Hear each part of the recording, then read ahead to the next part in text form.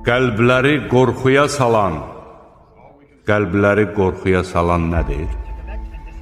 Sən hardan biləsən ki, qəlbləri qorxuya salan nədir?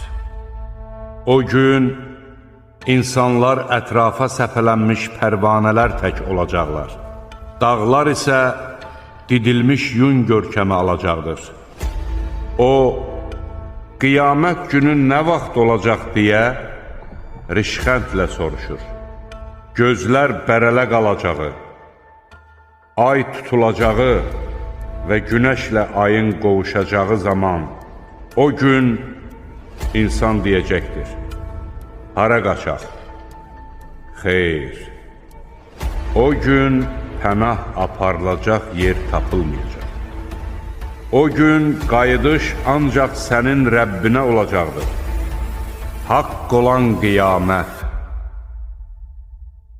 Nədir haqq olan qiyamət? Sən nə biləsən ki, nədir haqq olan qiyamət? Həmin saat hökmən gələcək, hər kəsə törətdiklərinin əvəzi verilsin deyə, mən onu az qala özümdən belə gizlədirəm. Sur bircə dəfə üfürüləcəyi, yer və dağlar qaldırılıb bircə dəfə bir-birinə çırpılacağı zaman, həmin gün vaqiyə qopacaq. Göy yarılacaq və həmin gün o süst olacaqdır.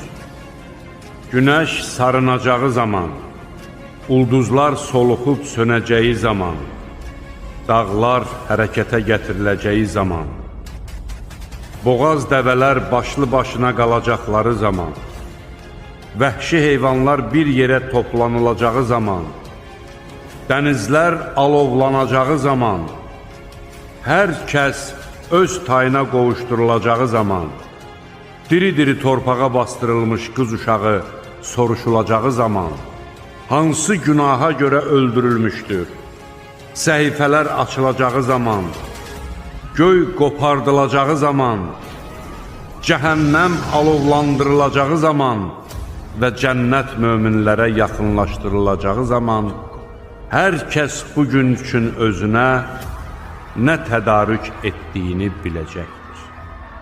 And içirəm qiyamət gününə, and içirəm peşmançılıq çəkən nəfsə.